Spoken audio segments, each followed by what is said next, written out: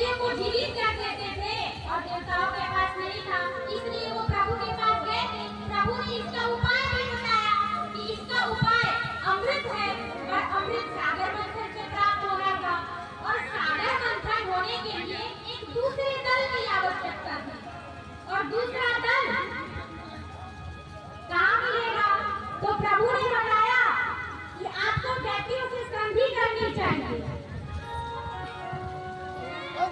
तो देवताओं ने कहा क्या दैत्य हमसे संधि करेंगे? क्योंकि उनके पास तो पहले से ही संजीवनी मंत्र है, उन्हें अमृत की क्या आवश्यकता? वो तो जीवित हो ही जा रहे हैं, मर रहे हैं, फिर भी जीवित हो जा रहे हैं, तो वो हमारी सहायता क्यों करेंगे?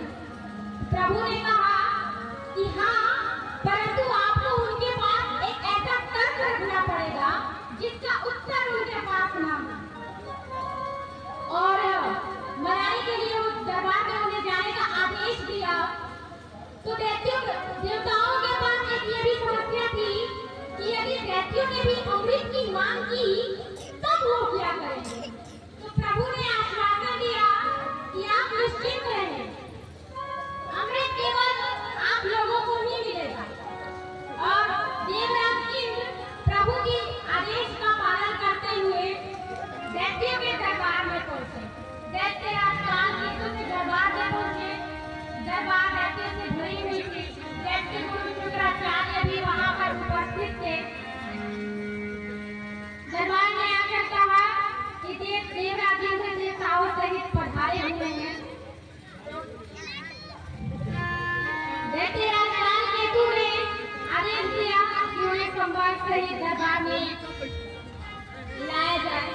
अब दैत्य आश्चर्यचकित थे कि अचानक देवतागण हमारे दरबार में कैसे आ गए?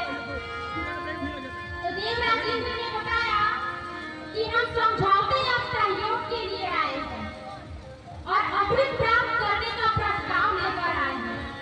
दैत्यों ने कहा ये अमृत ले आओ। देवराज इंद्र ने बताया अमृत वो वस्तु है जो पीने वाले को अमर बना देती है। अमृत वो वस्तु है जिसे पीकर कोई कभी मरता नहीं, मृत्यु उसे छू नहीं सकती, उसके आसपास भी भटक नहीं सकती। दैत्य गुरु शुक्राचार्य ने देवराज इंद्र के तर्क का उत्तर देते हुए कहा कि देवराज मेरे शिष्य को तो ऐसे भी मृत्यु छू नहीं सकती और यदि छू भी ले तो वो उल्टे पांव वापस लौट जाएगी, क्योंकि उनके पास तो संजीवनी मंत्र था ना, वो जीवित कर सकते थे। दैत्य गुरु शुक्राचार्य ने कहा मेरे शिष्य सुरक्षित हैं। देवराज इंद्र ने कहा ठीक है, आपके सभी शिष्य सुरक्षित हैं, परंतु तभी तक जब तक आप ही बताइए दैत्य गुरु शुक्राचार्य, आपके शिष्य सुरक्षित हैं, उन पर मृत्यु आक्रमण करे आप हमें जीवित कर देंगे, परंतु यदि मृत्यु आप पर ही आक्रमण करे तब आप क्या करेंगे? ऐसी स्थिति में आपको कौन जीवित करेगा? और जब आप जीवित नहीं रहेंगे तो आपके शिष्य का भविष्य तो अंधकार में चला जाएगा और जब आप पर मृत्यु आक्रमण करेगी तो उस स्थिति में आप किसी को ये मंत्र दे भी नहीं सकते, क्योंकि ये मंत्र एक कल्प में एक ही व्यक्ति को और केवल एक ही बार दिया जा सकता है। ये महादेव ने बताया हुआ था। संजीवनी मंत्र का एक ये प्रावधान है कि एक कल्प में संजीवनी मंत्र को केवल एक ही व्यक्ति को दिया जा सकता है और एक ही बार। ये तर्क सुनकर दैत्य गुरु शुक्राचार्य के पास कोई उत्तर नहीं था। वो कहते हैं ना, जीवन सागर का सदा मंथन है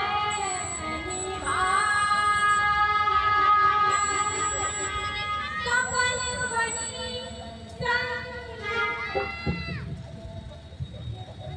हम बता रहे थे जीवन सागर का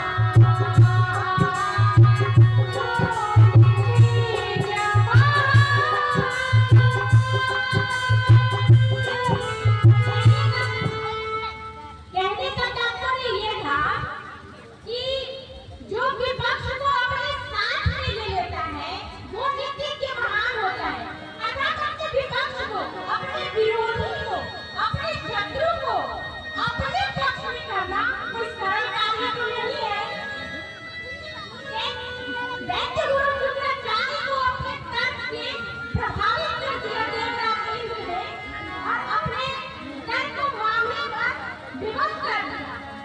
इस तर्क से देवता ने दैत्य को प्रभावित किया और उन्हें अपने पक्ष में भी कर लिया और वे सागर मंथन करने के लिए तैयार हो गए।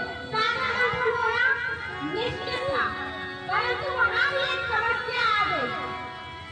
जब सागर मंथन होना हुआ तो वहां भी एक समस्या आ गई कि कौन वासुकीनाथ के मुख की ओर रहेगा और कौन पूंछ की ओर, क्योंकि वासुकीनाथ इतना भयंकर विष उगलने वाला। अब जो भी वासुकीनाथ के मुख की ओर रहता वो बेचारा तो झुलसता रहता था, संभवतः हो कि मृत्यु भी आ जाए। और यदि देवता वासुकीनाथ की ओर रहते तब तो और भी समस्या थी, क्योंकि दानव करते तो संजीवनी मंत्र द्वारा जीवित हो जाते और देवता करते तो एक तो पहले से ही युद्ध में उनकी संख्या घटा दी थी और वासुकीनाथ की ओर रहते तो और भी उनकी संख्या घट जाती। इसी में वो उनका विवाद चल रहा था कि कौन वासुकीनाथ के मुख की ओर रहेगा और कौन पूंछ की ओर रहेगा। उनकी समस्या का समाधान करने के लिए वहां पर देव ऋषि नारद पहुंचे और कहा कि किस समस्या पर विवाद चल रही है। तो दैत्यराज कालकेतु ने कहा कि देवराज इंद्र हमारे पास प्रस्ताव लेकर आए थे कि सागर मंथन करना है और हम इस प्रस्ताव के लिए मान भी गए।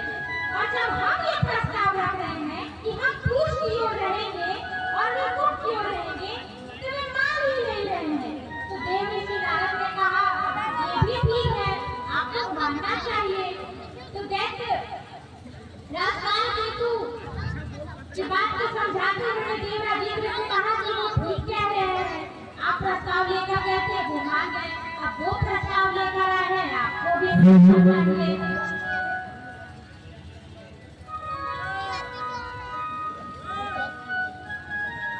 रुकावट के लिए खेद है, लेकिन